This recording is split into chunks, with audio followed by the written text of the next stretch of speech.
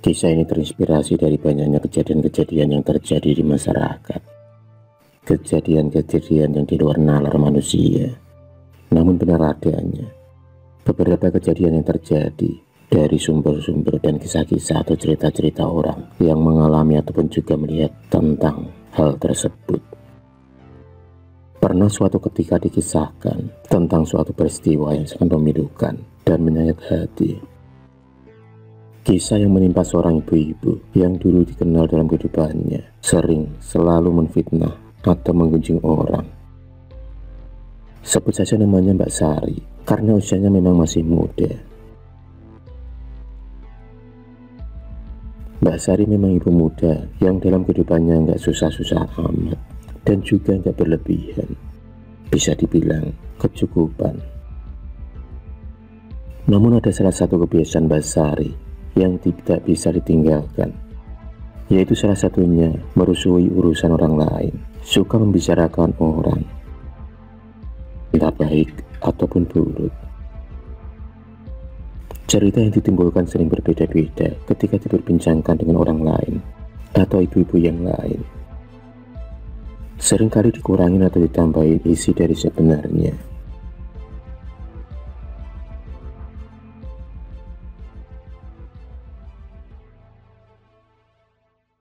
Mbak Sari yang masih muda itu memiliki wajah yang cantik, rambut panjang, dan tubuh yang seksi. Sebenarnya dulunya orang baik, tapi karena ada suatu hal yang terjadi yang menimpa kehidupannya, dan hal itu membuat sifatnya berubah, meskipun tak semuanya berubah jelek. Suatu kejadian di waktu Mbak Sari mau menikah, dan malah ditinggalkan oleh calon suaminya akibat wanita lain. Saat itu 3 bulan menjelang pernikahan dari Mbak Sari dan Danur, mereka sudah merencanakan semuanya dan tinggal menunggu tanggal dan bulan untuk menikah. Rasa bahagia terpancar dan terasa sangat di hati Mbak Sari yang sangat berharap segera menikah. Hari pun terus berganti dan terus berjalan. Namun, roman-roman kemesraan mereka pun mulai pudar. Tepatnya 2 bulan sebelum acara pernikahan mereka digelar, bagaikan disambar petir di siang bolong.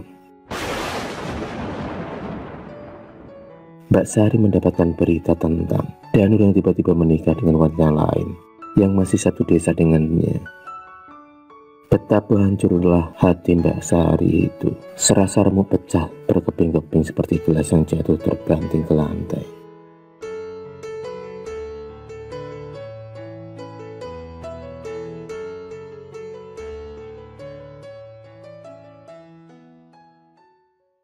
Mbak Sari masih tak percaya dengan apa yang menimpanya kali ini. Ia masih tak habis pikir, mengapa semua ini terjadi padanya. Apa salahku? Dalam hatinya pun berkata. Mbak Sari hanya bisa menangis dan menangis, meratapi nasibnya yang sangat naas itu. Bahwa orang yang dicintainya tega meninggalkannya di saat hatinya penuh cinta. Usut punya usut, ternyata alasan dari meninggalkan Sari adalah karena Santi yang kini telah dinikahinya itu tengah hamil. Rupanya di tengah hubungan antara Danur dan Sari tersimpan hubungan gelap juga antara Danur dan Santi.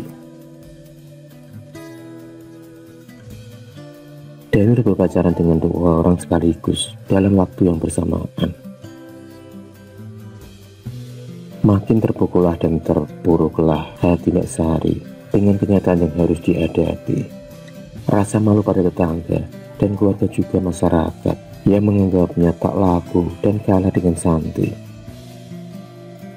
Rasa kecewa, malu, sedih, dan dendam bercatu menjadi satu, membayang-bayangi pikiran Sari Mbak Sari.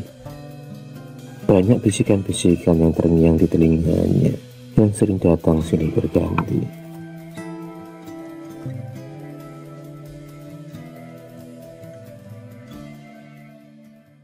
Sejak saat itulah benih-benih dendam dari Mbak Sari kepada Danur dan Santi mulai tumbuh.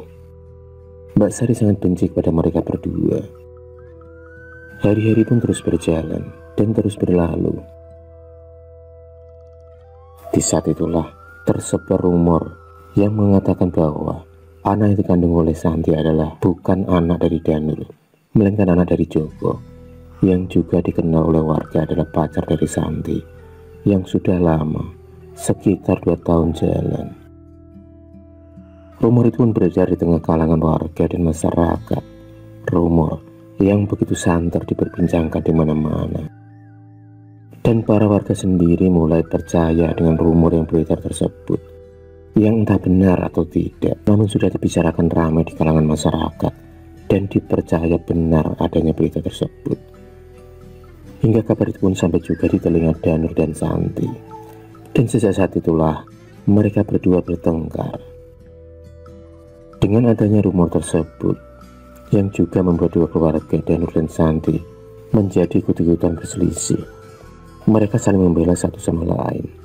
Pernikahan yang baru seumur jagung itu pun dikhawatirkan berada di ujung tanduk. Banyak warga juga yang mencemooh Santi yang dibilang perempuan nakal yang hamil dengan orang lain.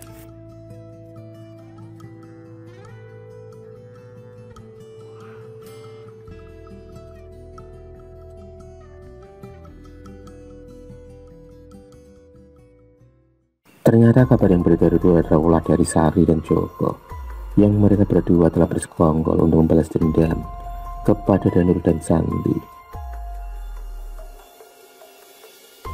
Segala cara mereka lakukan dan jalan sesat pun mereka tempuh dan mereka jalani.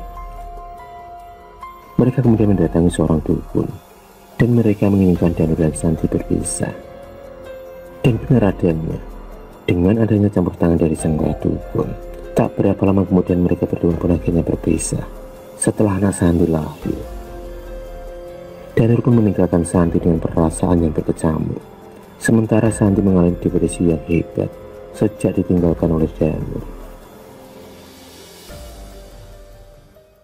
Suatu pagi warga desa digemparkan oleh berita kematian dari Santi yang begitu mendadak dan begitu mengenaskan. Santi didapati mati bunuh diri dengan cara gantung diri di dalam kamarnya. Kejadian itu diketahui oleh ibu Santi saat membangunkan Santi saat terdengar rengekan anak Santi yang menangis.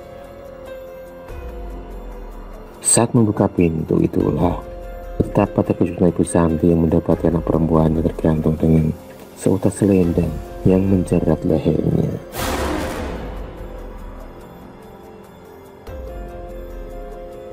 Sungguh malang nasib Santi yang gara-gara sebuah fitnah yang tak bertanggung jawab membuat kehidupannya berantakan tak karuan, hingga dia pun memutuskan untuk bunuh diri guna mengakhiri penderitaannya itu. Ia tak sanggup hidup dengan kunjingan dan fitnah yang diterimanya. Hati Santi sangatlah rapuh dan mungkin karena iman yang kurang kuat, hingga ia juga salah jalan dengan mengakhiri hidupnya dengan bunuh diri. Sari mendengar korban kematian dari Santi bukannya ikut prihatin, malah dia senang sebab orang yang dibencinya kini telah pergi selamanya. Rasa puas pun terpancar dari wajahnya dengan kematian Santi yang mendadak.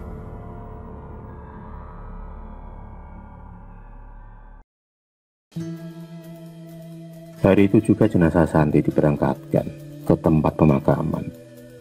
Iring-iringan pelayat keluarga mengantarkannya hingga ke lokasi pemakaman desa. Dan sampailah dia juga di pemakaman desa. Ibu Santi terlihat lemas dan meneteskan air matanya. Jenazah Santi kemudian dimasukkan ke dalam liang lahat. Dan selesailah juga acara pemakaman Santi. Dari kejauhan tampak seorang laki-laki muda. Dialah Joko. Joko sendiri merasa menyesal telah ikut andil dalam retaknya hubungan Santi dan Danur, yang mengakibatkan Santi akhirnya bunuh diri. Meski hatinya sakit telah ditinggalkan Santi, namun hati yang paling dalamnya terketuk dengan kejadian itu. Berbeda dengan Sari yang merasa senang dan gembira dengan kematian Santi. Dan secangkir kopi di tangannya, dia tampak sangat bahagia dan sangat gembira karena dendamnya kini telah terlaksanakan.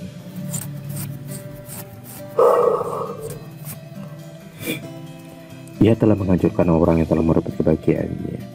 Bayangan itu yang dulu selalu hadir dan membayanginya setiap hari-harinya.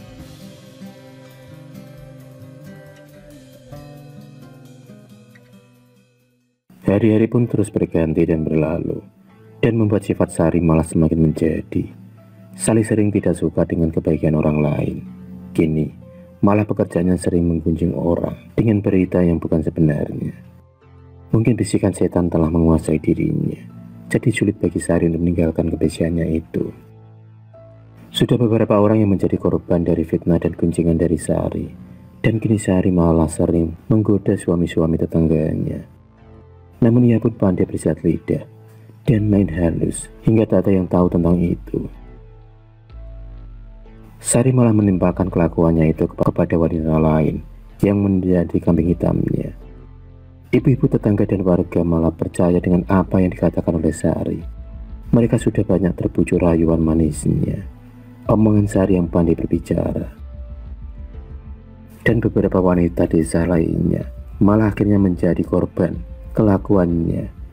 Padahal Sarilah yang malah melakukan hal itu. Begitu pintarnya Sari dalam menjalankan aksinya tanpa seorang pun tahu dan curiga.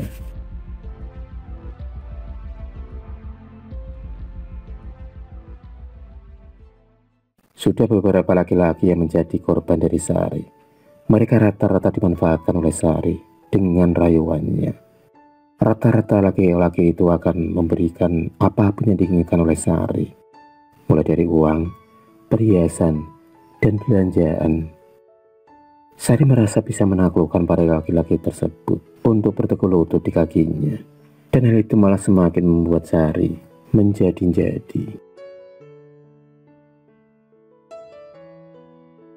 Kini Sari selalu berpenampilan modis dan cantik. Dengan ditunjang wajah cantiknya itu dan tubuh seksinya, Mbak Idola Sari kini menjadi bahan perbincangan oleh para warga. Banyak warga yang mengagumi kecantikan dari Sari. Kini yang terjadi dari Sari di mata para laki-laki adalah wanita tercantik di desa mereka. Namun sekarang ibu tetangga telah berbalik arah, tak percaya lagi pada omongan Sari. Hal itu terjadi seketika saat Sari keluarga sedang berduaan dengan Mas Agus, suami dari Mbak Dia. Saat itu juga Sari tak bisa mengelak lagi. Ternyata selama ini dialah dalang dari semuanya yang menggoda para suami-suami tetangganya. Bukan seperti apa yang dikatakannya selama ini dengan mengambing hitamkan orang lain.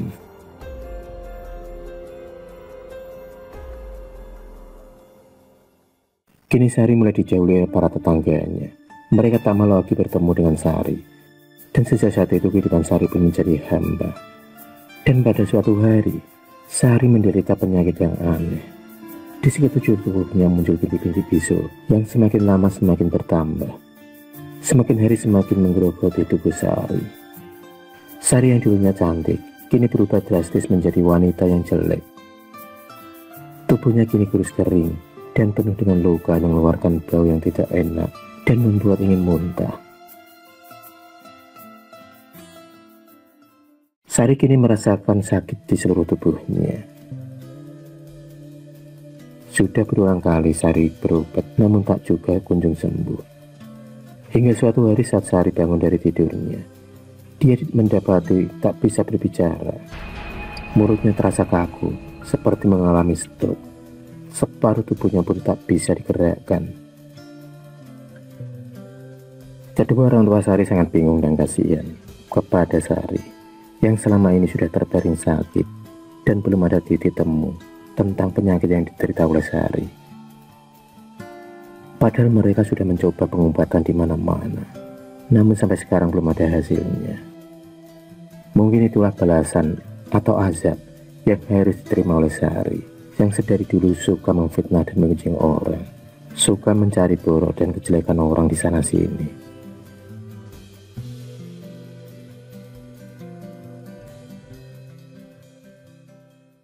Dalam hati Sari sangat menyesal atas perbuatannya yang telah lalu. Tapi nasi sudah menjadi bubur, tak bisa dikembalikan lagi. Waktu tak bisa diputar kembali.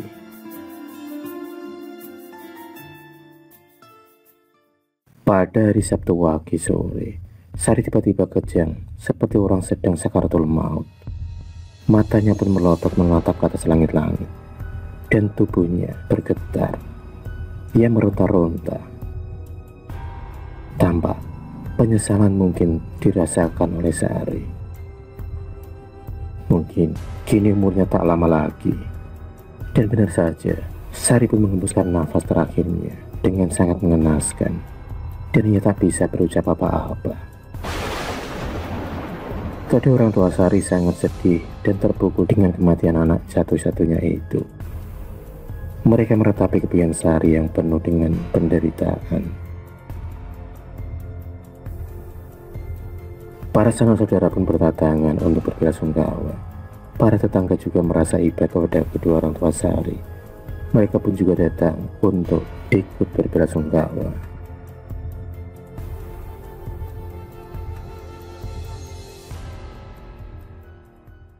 Keesokan paginya acara pemakaman Sari dilaksanakan untuk dibawa ke pemakaman desa. Iring-iringan para pelayat mengantar jenazah Sari ke tempat peristirahatan terakhir. Meskipun di tengah jalan beberapa kali terjadi kejadian-kejadian aneh yang terjadi. Beberapa kali angin kencang menerpa perjalanan jenazah Sari, dan ada beberapa ranting pohon yang berjatuhan.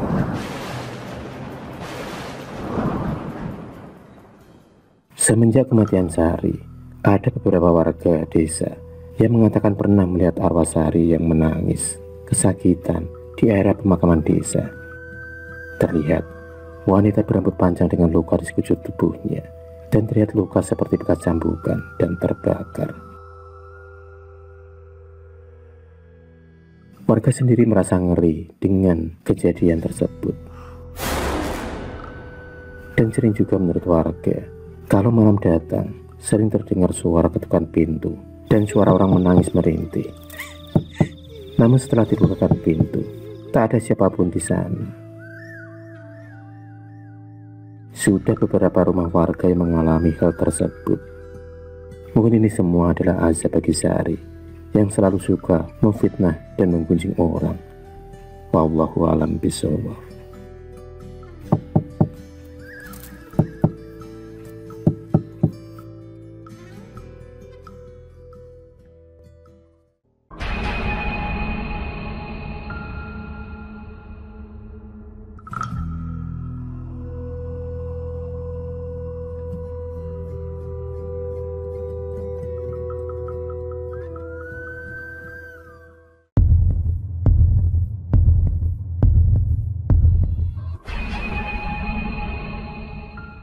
Terima kasih sudah menonton video cerita bergambar ini. Klik subscribe untuk terus berlangganan video-video cerita bergambar selanjutnya. Semangat berkarya.